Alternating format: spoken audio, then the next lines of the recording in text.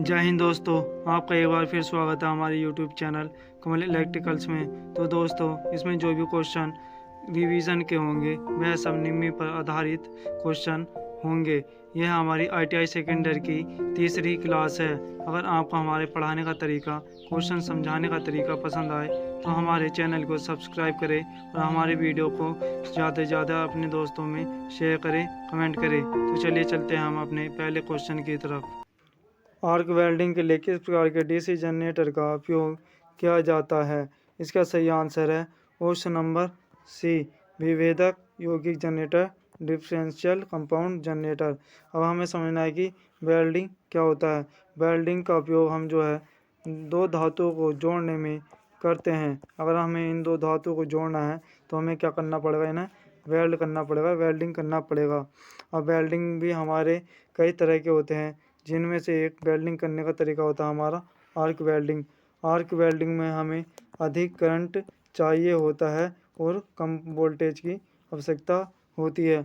हमें जो अधिक करंट देने का काम करता है वह करता है हमारा विभेदक यौगिक जनरेटर, डिफरेंशियल कंपाउंड जनरेटर। इसलिए इसका सही आंसर हो जाएगा ऑप्शन नंबर सी।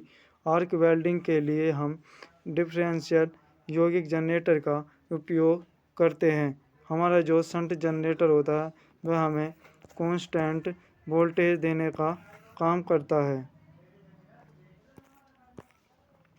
हमारा अगला क्वेश्चन है, डीसी जनरेटर में तरंग वाइंडिंग की विशेषता क्या है? यानी कि हमारी ये वेव वाइंडिंग का क्या उद्देश्य होता है डीसी जनरेटर में करने का। अब वाइंडिंग भी कई तरह की होती है, जिनमें से आपको बस दो वाइंडिंग याद रखनी है। पहली वाइंडिंग होती है लैप वाइंडिंग, दूसरी होती है हमारी वेव वाइंडिंग। वेव वाइंडिंग को हम तरंग वाइंडिंग भी कहते हैं। जो हमारी लैप वाइंडिंग होती है वह हमें लो वोल्टेज देती है और हाई करंट देती है, और जो हमारी वेव वाइंडिंग होती है वह हमें अधिक वोल्टेज देने का काम करती है और कम करंट देने का भी काम करती है। इसलिए हमारा सही आंसर हो जाएगा ऑप्शन नंबर इसका सी, कम धारा उच्च वोल्टेज। जो हमारी वेव वाइंडिंग होती है वह कम धारा यानी कम करंट और उच्च वोल्टेज देने का काम करती है। हमारा अगला क्वेश्चन है, डीसी जनरेटर में कम्यूटेटर संयोजन में प्रयुक्त प्रतिरोध तार का उद्देश्य क्या है? यह हमारा जनरेटर है, ये हमारा प्रतिरोध लगा हुआ है। ये कह रहा है कि जो हमारा डीसी जनरेटर है वो कम्यूटेटर में जो प्रतिरोध तार का क्या उद्देश्य होता है। इसका सही आंसर है ऑप्शन नंबर डी, धारा दिशा का आसानी से पलटना। हमारा अगला क्वेश्चन है, डीसी जनरेटर में ठोस पोल शू का क्या उपयोग किया जाता है? यानी कि हमें जो डीसी जनरेटर होता है उसमें जो पोल शू होते हैं, इस तरह से हमारे पोल रहते हैं, पोल से नीचे लगे होते हैं पोल शू। ये कह रहा है कि पोल शू का क्या उद्देश्य होता है। इसका सही आंसर है ऑप्शन नंबर डी, चुंबकीय पथ को रिलक्टेंस कम करने के लिए। बड़े डीसी जनरेटर के योग बनाने के लिए किस धातु का उपयोग किया जाता है? यानी कि जो डीसी जनरेटर होते हैं उनकी जो बॉडी होती है वह किस धातु की बनाई जाती है? इसका सही आंसर है option number D, rolled steel की बनाई जाती है डीसी जनरेटर की बॉडी या योक। हमारा अगला क्वेश्चन है, डीसी जनरेटर में स्लिप रिंग का क्या कार्य है? यानी कि जो हमारे डीसी जनरेटर में ये स्लिप रिंग लगे रहते हैं गोल गोल शाफ्ट में, इनका क्या उद्देश्य होता है? इसका सही आंसर है ऑप्शन नंबर बी, एक दिशा में आउटपुट बनाता है। हमारा अगला क्वेश्चन है, डीसी जनरेटर में किस प्रकार का वोल्टेज गतिशील रूप से प्रेरित होता है? यानी कि जो हमारा डीसी जनरेटर होता है उसमें किस प्रकार का वोल्टेज उत्पन्न होता है? जो हमारा डीसी जनरेटर में वोल्टेज उत्पन्न होता है वह होता है हमारा अल्टरनेटिंग वोल्टेज। इसका सही आंसर हो जाएगा option number C. Alternative voltage को हम एसी वोल्टेज भी कहते हैं। एक्स के रूप में चिन्हित स्लॉट का क्या उद्देश्य है? ये हमारे स्लॉट कटे हुए हैं और स्लॉट में ये हमें बताना है कि इसका क्या उद्देश्य होता है। इसका सही आंसर है ऑप्शन नंबर ए, कुंजी तरीका ठीक करने के लिए। हमारा अगला क्वेश्चन है, डीसी जनरेटर में फील्ड कोयल का क्या उद्देश्य है। यानी कि जो ये डीसी जनरेटर होता है उसमें जो फील्ड वाइंडिंग होती है उसका क्या उद्देश्य होता है। यह हमारा डीसी जनरेटर की बॉडी होती है।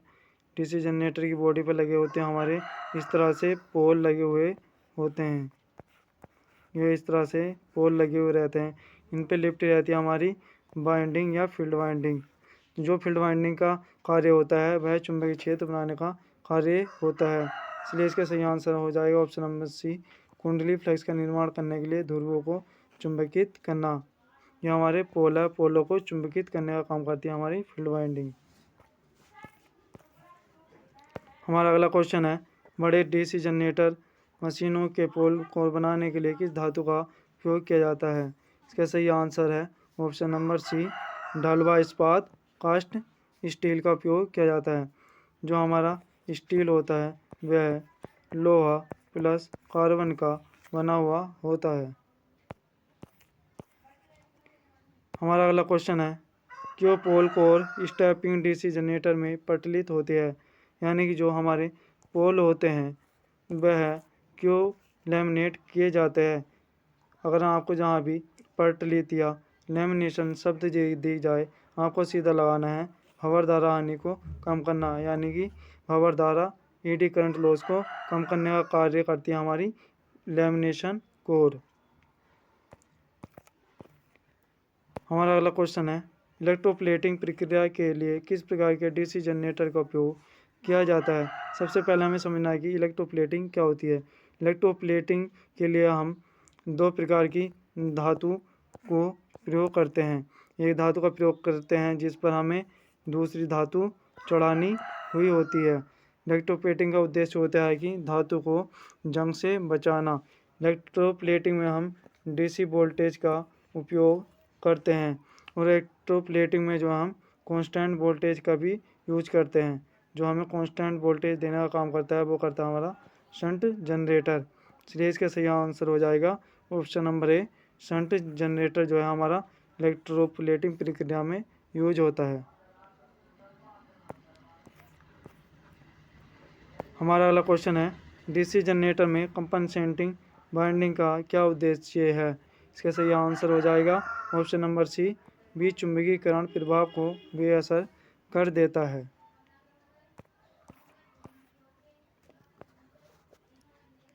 हमारा अगला क्वेश्चन है, यदि शंट फील्ड प्रतिरोध क्रांतिक प्रतिरोध मान से ऊपर है तो क्या प्रभाव पड़ता है डीसी जनरेटर में। इसके कहने का मतलब यह है कि जो हमारा डीसी जनरेटर होता है उसकी जो फील्ड वाइंडिंग होती है या इसे हम शंट वाइंडिंग भी कहते हैं, इसका प्रतिरोध अगर ज़्यादा हो जाएगा तो डीसी जनरेटर पर क्या प्रभाव पड़ेगा।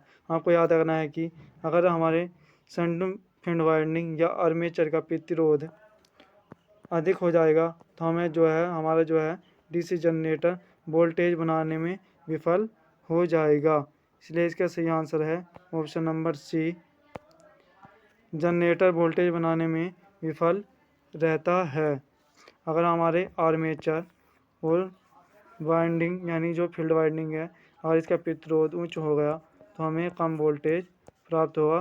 कहने का मतलब है कि हमारा जो जनरेटर है वह वोल्टेज बनाने में विफल हो जाएगा।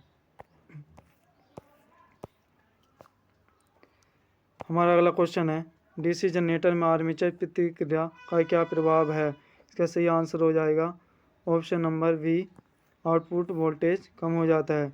आर्मेचर रिएक्शन का मतलब होता है कि ये हमारा आर्मेचर है, अगर हमारे इसका प्रतिरोध अधिक हो गया आर्मेचर का तो क्या होगा कि वोल्टेज हमें कम प्राप्त होगा, यानी कि जो है आर्मेचर आउटपुट वोल्टेज कम देगा।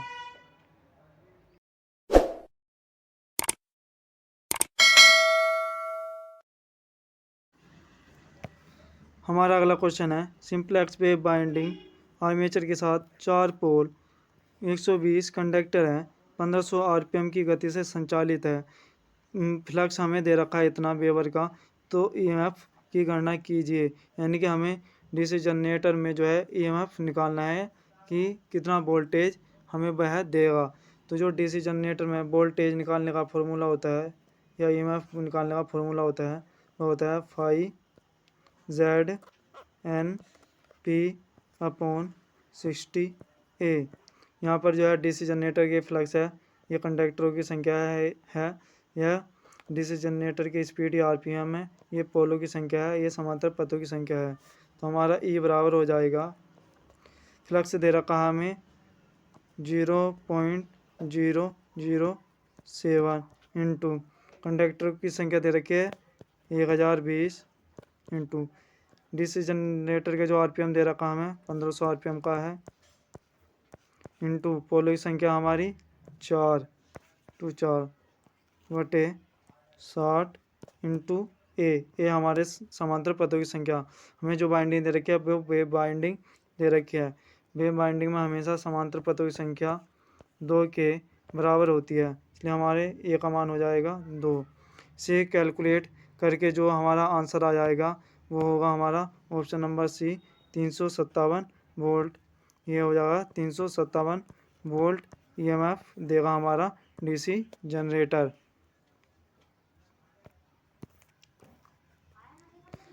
हमारा अगला क्वेश्चन है, बड़े डीसी जनरेटर में आर्मेचर प्रतिक्रिया के प्रभाव को बेअसर किया जा सकता है।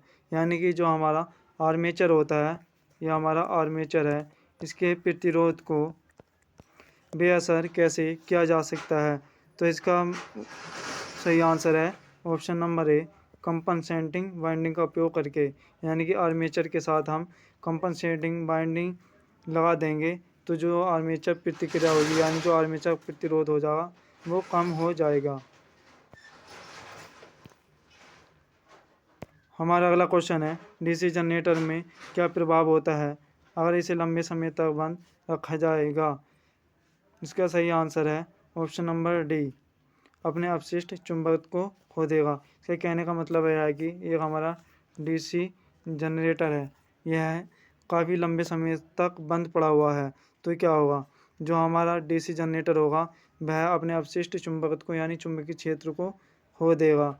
इसलिए इसका सही आंसर है ऑप्शन नंबर डी, अपशिष्ट चुंबक खो देता है। हमारा अगला क्वेश्चन है, यह न्यूमेरिकल आ गया फिर से, आपको इसमें बस एक ही फॉर्मूला लगाना है EF निकालने का, E बराबर 5ZNP अपॉन 60A। आपको बस इसमें यह वैल्यू रख देनी है और आपका आंसर आ जाएगा ऑप्शन नंबर डी 640 वोल्ट। इसका आंसर आ जाएगा आपका 640 वोल्ट। आपको इस फॉर्मूले में ये सब वैल्यू रख देनी है।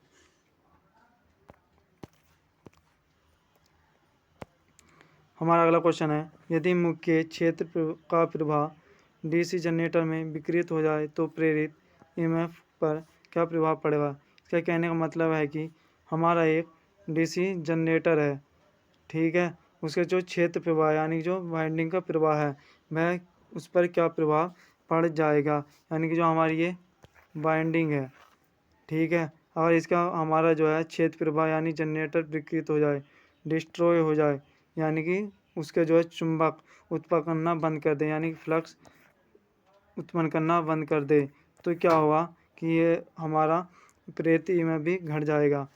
इसका सीधा कहने का मतलब है कि हमारा ईएमएफ होता है, हमारा ईएमएफ होता है फॉर्मूला 5ZNP अपॉन 60A। अब इसका कहने का मतलब है कि हमारा जो विकृत हो जाएगा यानी डीसी जनरेटर में जो है ये चुंबकीय फ्लक्स जो है बनना बंद हो जाए तो ईएमएफ पर क्या प्रभाव पड़ेगा। जो हमारा ईएमएफ बनेगा वह बनना बंद हो जाएगा यानी घट जाएगा। इसलिए इसका सही आंसर हो जाएगा ऑप्शन नंबर बी। हमारा अगला क्वेश्चन है, डीसी जनरेटर में ब्रश में भारी स्पार्किंग का कारण क्या हो सकता है। इसका सही आंसर हो जाएगा ऑप्शन नंबर सी, MNA और GNA स्थिति बदल जाएगी।